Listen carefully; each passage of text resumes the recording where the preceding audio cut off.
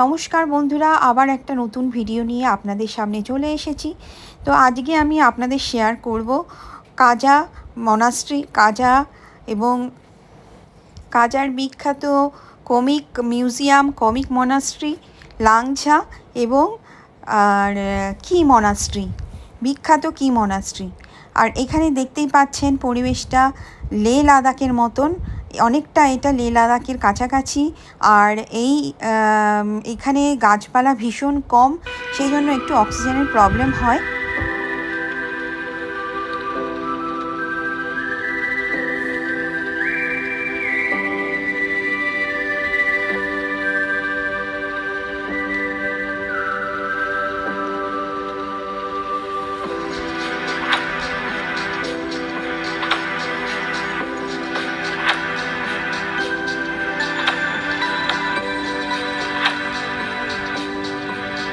এই ট্রিপটা কিন্তু বাইকার্সদের জন্য ভীষণ ভালো একটা ট্রিপ, আর বাইকার্সরা ভীষণ পছন্দ করে।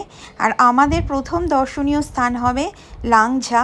লাংঝা বলতে একটা বুদ্ধের স্ট্যাচু, যেটা পাহাড়ের মানে তুষার শোভিত পাহাড়ের চারিদিকে বুদ্ধের স্ট্যাচু, এবং বিশাল বড় বুদ্ধের স্ট্যাচু।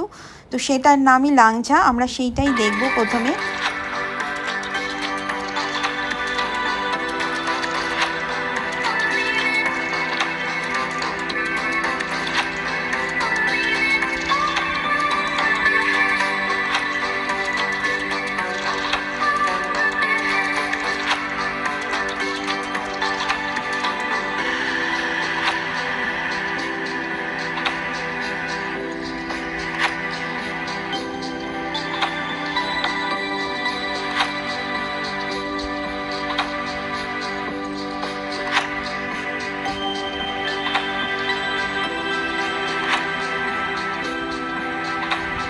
ওই যে দেখা যাচ্ছে বুদ্ধের স্ট্যাচু, গাড়ি দাঁড় করিয়ে আমরা সবাই নেমে পড়েছি বুদ্ধের স্ট্যাচুর সামনে। লাংঝা যে বুদ্ধের স্ট্যাচু, সেইখানে দাঁড়িয়ে আমরা সবাই একটু চারিদিকের ভিডিও করে নেব, ছবি নিয়ে নেব, এবং ভগবান বুদ্ধের পাদদেশে দাঁড়িয়ে আমরা কিছুক্ষণ কাটাবো।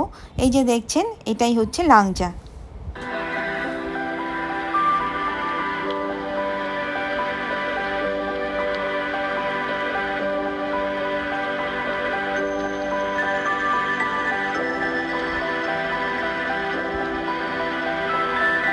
এখানে চারিদিকে তুষার শুভ্র পাহাড়, মানে গ্লেশিয়ার চারিদিকে। আর শীতকালে বুঝতেই পারছেন এই জায়গাটা পুরোপুরি বন্ধ হয়ে যায়, কারণ চারিদিকে বরফে ঢেকে যায়। আর কি অসম্ভব সুন্দর দৃশ্য, আর তার সঙ্গে চলছে প্রচণ্ড হাওয়া।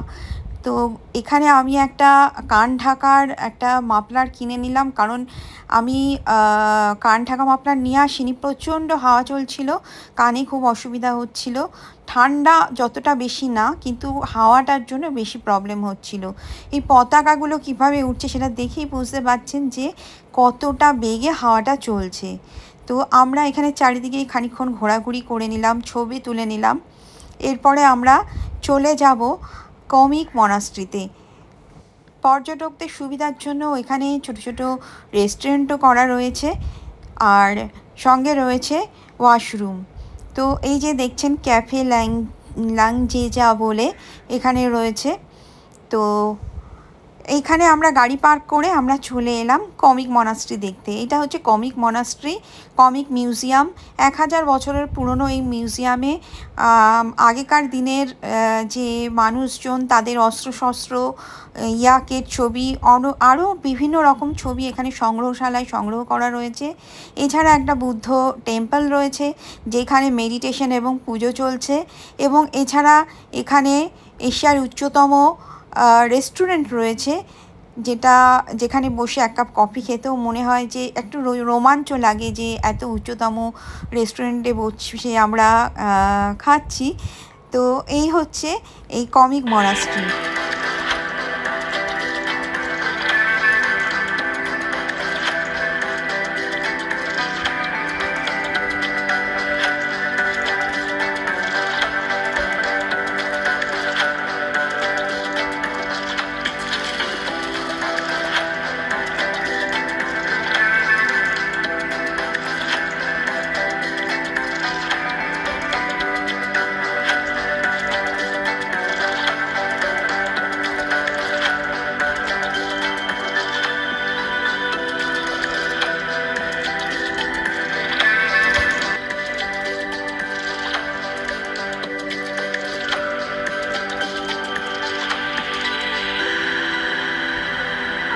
এইখানে চাষবাস প্রায় হয় না বললেই চলে। মানুষজনের খুবই কষ্ট। এই যে যেই ভূমিগুলো দেখছেন খুবই মানে চাষাবাদের জন্য নয়।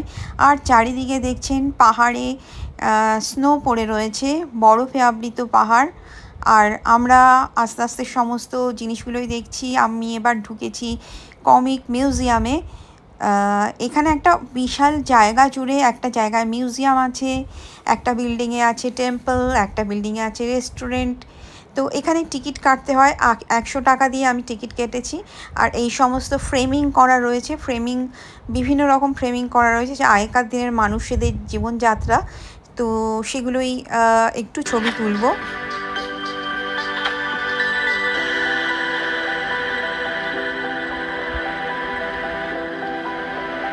এইখানে দেখানো রয়েছে স্পিতি, যেখানে স্পিতির ম্যাপটা দেখানো রয়েছে, কোথায় মানালি, লাহুল ম্যাপটা করা রয়েছে। এই যে লাংঝার ছবি, এই যে অস্ত্রশস্ত্র, আগেকার দিনের মানুষদের বর্ম, অস্ত্রশস্ত্র এরা যেগুলো ব্যবহার করতো। তো এই সমস্ত ভিডিওগুলি করে আমি কিছুক্ষণ এখানে সময় কাটিয়ে চলে গেলাম বাইরেটায়, টেম্পলটায় ঢুকবো বলে, যেখানে পুজো হচ্ছে। ভগবান বুদ্ধের পুজো হচ্ছে এবং মেডিটেশন হচ্ছে। এছাড়া এখানে ছাত্রাবাস রয়েছে একদিকে, আর যে বুদ্ধিস্ট মঙ্ক যারা থাকেন তাদের বাসযোগ্য গৃহ এখানে। এই যে সোজা উঠে ওপরে উঠে যে দেখতে পাচ্ছেন, এইখানেই কিন্তু ভেতরে টেম্পলটা, এখানে পুজো হচ্ছে। এর ভেতরে ছবি তোলা বারণ, তাই ভেতরের ছবিটা আমি দিতে পারলাম না। কিন্তু এখানে ভেতরে ওই ভগবান বুদ্ধের ছবি রয়েছে, আরও নানান রকম এদের রিচুয়ালসগুলো হয়। এরপরে আমরা বেরিয়ে পড়েছি আবার নেক্সট ডেস্টিনেশনের উদ্দেশ্যে। নেক্সট ডেস্টিনেশনটা কিন্তু আরও রোমাঞ্চকর। এখানে পৃথিবীর উচ্চতম ডাকঘর রয়েছে, ভারতীয় ডাকঘর, যেটা এখনও চালু রয়েছে। এখান দিয়ে এখনও চিঠি আদান প্রদান হয়।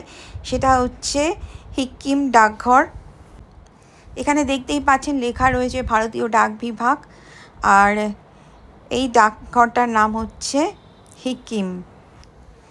এখানটায় কিন্তু একটু বেশি জোরে হাঁটাচলা করলে শ্বাসকষ্ট হচ্ছিল, কারণ এইটার উচ্চতা কিন্তু 17,500 ফিট।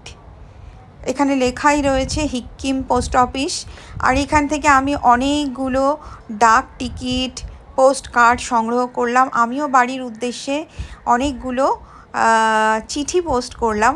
সবাই লাইন দিয়ে পোস্ট করছিল, জানি না সেগুলো আবার বাড়িতে পৌঁছবে কি না, কিন্তু যেরকমভাবে আমরা আগেকার দিনে পোস্ট কার্ড পোস্ট করতাম সেভাবেই করেছি। এরপরে আমরা রওনা দিয়ে দিলাম আমাদের টেম্পো ট্রাভেলারে করে কি মনাস্ট্রির উদ্দেশ্যে, বিখ্যাত কি মনাস্ট্রি।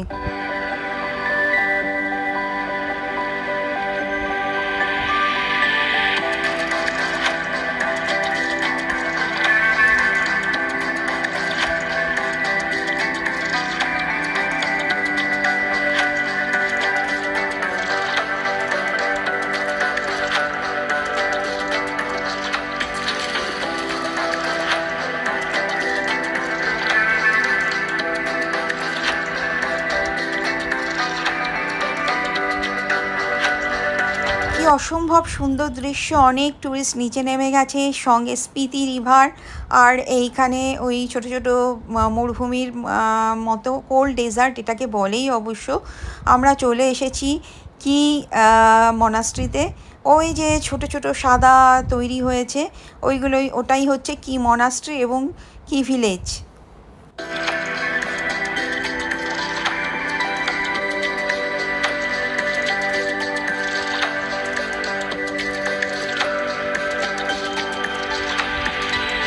অসম্ভব সুন্দর। আর এখান থেকে দূর থেকে মনে হচ্ছে ছোট ছোট দেশলাই বক্স মনে হচ্ছে যে কি ভিলেজ আর কি মনাস্ট্রিটাকে। তো কি অসম্ভব সুন্দর দৃশ্য। আর এখানে যা হাওয়া, মানে অসম্ভব হাওয়া, দেখতেই পাচ্ছেন কি বিশাল জোরে হাওয়া চলছে। এবং এইটা একটা বৌদ্ধ গুম্ফা।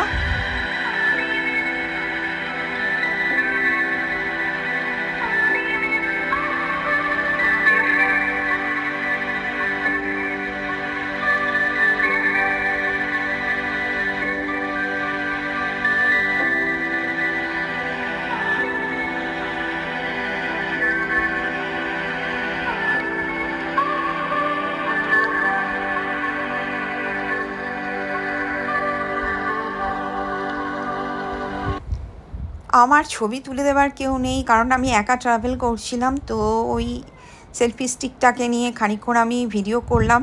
আমার ব্যাকগ্রাউন্ডে কি ভিলেজ এবং কি মনাস্ট্রি, আর আমাদের গাড়ির বাকি মানুষজনও ছবি তুলছে। তো এখানে কিছুক্ষণ দাঁড়ানো হলো কি ভিলেজটা দেখবার জন্য, এবং তারপরে আমরা কি মনাস্ট্রির দিকে চলেছি।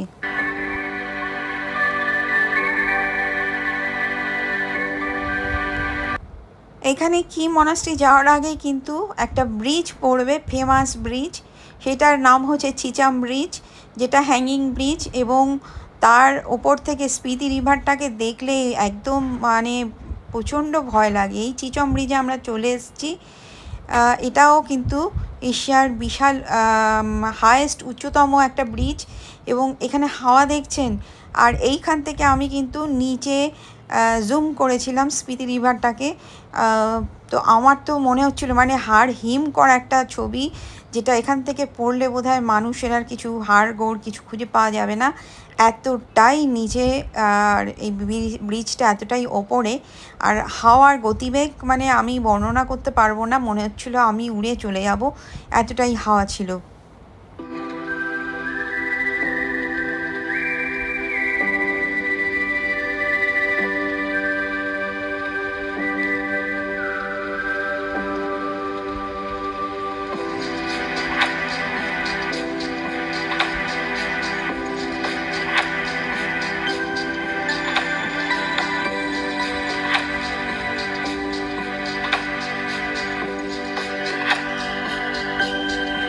এই হচ্ছে স্পিতি রিভারটা ব্রিজের ওপর থেকে তোলা, মানে মনে হচ্ছে একটা ছোট ফিতে, কিন্তু যথেষ্টই চওড়া।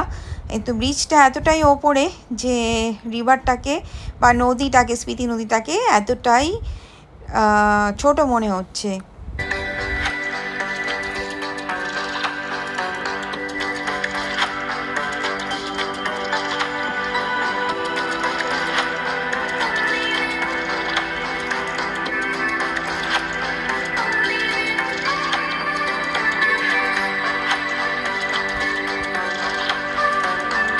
এখানেও যথারীতি নিজের একটু সেলফি ভিডিও তুলে নিলাম, আর লাস্ট টাইম দেখে নিলাম চিচাম ব্রিজটাকে, কি সুন্দর না।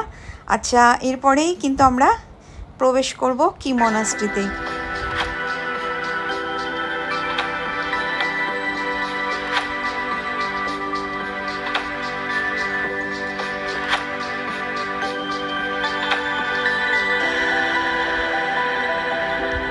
চলে এসেছি আমরা কি মনাস্ট্রিতে।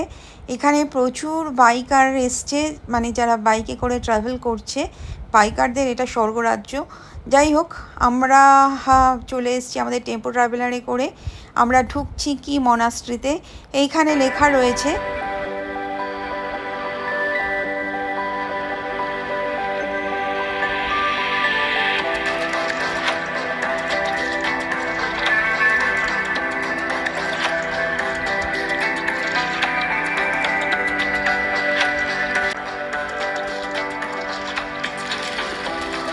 এই কি মনাস্ট্রিও কিন্তু 1000 বছরের পুরনো, এবং এটাকে কি গুম্ফাও বলা হয়।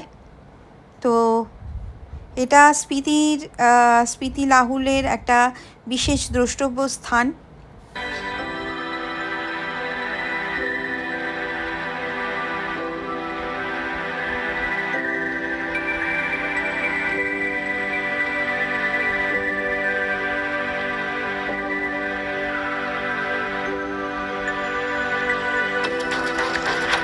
আবার আমরা হোটেলে ফিরে যাচ্ছি।